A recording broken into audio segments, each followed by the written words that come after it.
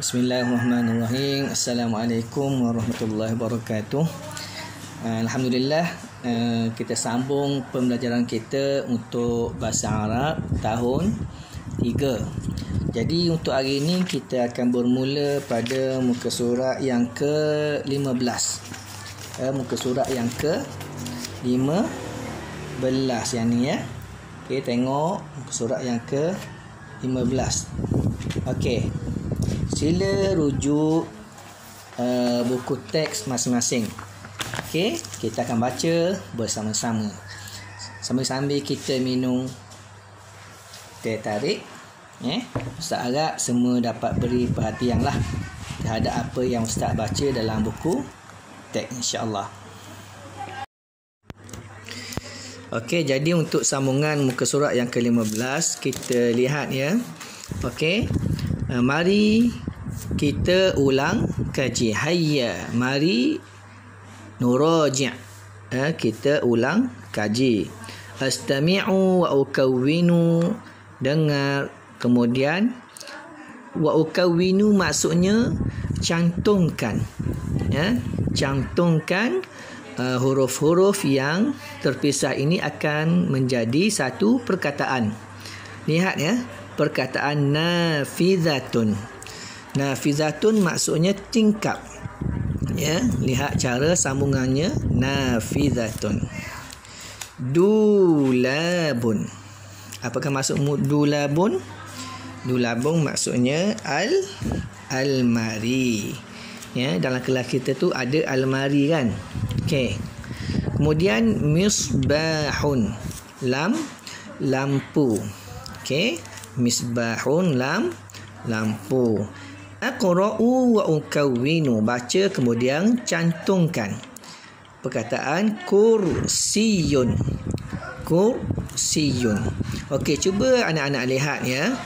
Kursiyun di sini ada dua huruf ya, 1, 2. Jadi untuk kita sambung, kita kena buangkan satu huruf ya di hadapan ini. Kemudian kita tambah tasydid ataupun sabdu. Ya, okey, faham? Kemudian saburatun. Saburatun. Sama juga ada dua huruf ba. Ba yang pertama dibuang, ya, lihat, kemudian dimasukkan tanda sabdu, tasydid. Jadi tak perlulah anak-anak sekalian tulis dua huruf ba. Buang satu ba, kemudian tambah sabdu. Maktabun, meja. Faslun, kelas. Faham ya untuk muka surat yang ke-15. Cuba kita hafal apakah maksud perkataan yang telah Ustaz berikan. Lauhatun. Lauhatun. Lauhatun maksudnya papan kenyataan yang berada biasanya di sebelah papan tulis di depan kelas kamu semua. Lauhatun kita panggil. Ya, contohnya macam ni. Ya, lauhatun. Ni dia lauhatun. Okey, lauhatun. Mimsahatun. Mimsahatun iaitu pemadam. Okey. Kemudian sallatun, bakul sampah. Sallatun, bakul sampah. Mirwahatun. Mirwahatun, kipas angin. Babun, pintu. Miknasatun, penyapu. Okey, kita berpindah ke muka surat yang ke-16 iaitu tentang penggunaan perkataan haza dan juga hazihi. Apakah maksud haza dan hazihi? Maksud haza dan hazihi ialah ini. Okey. Okey. Tapi bagaimana cara nak guna haza dengan hazihi? Okey, cuba anak-anak lihat. Okey. Arahan dia astami'u wa atakallamu thumma aqra'u. Dengar, kemudian pertuturkan, ya, bercakap, kemudian baca. Ya, disuruh kita sebut, kemudian baca. Okey. Hadza maktabun. Hadza ini maktabun meja. Okey, kenapa digunakan hadza?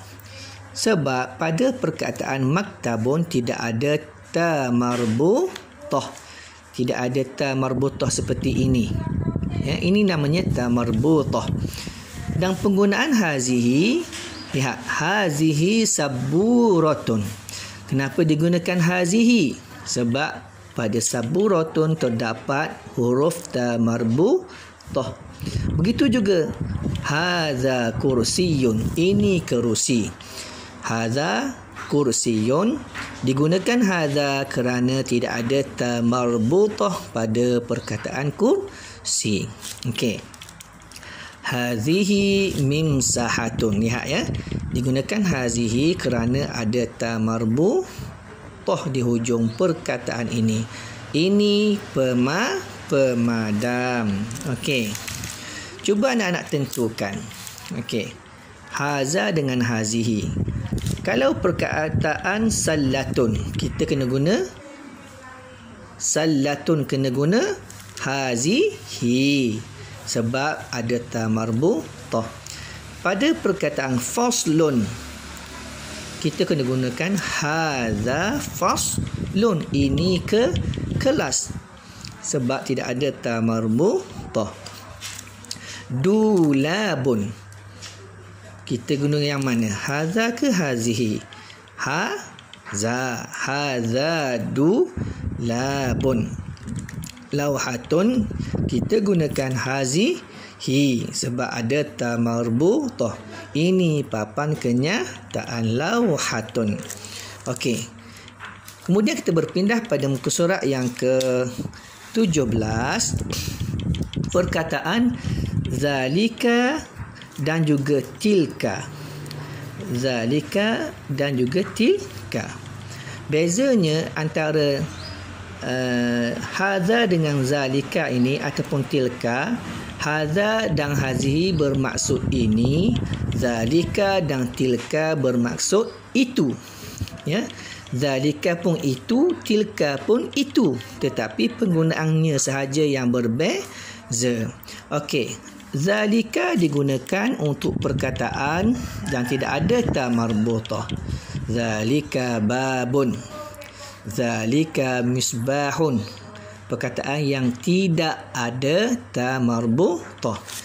Tilka, ya, itu kipas, mirwahatun. Ya, mirwahatun kerana ada ta marbutah. Tilka bermaksud itu. Itu ni benda yang jauh. Kalau ini benda yang dekat dengan kita.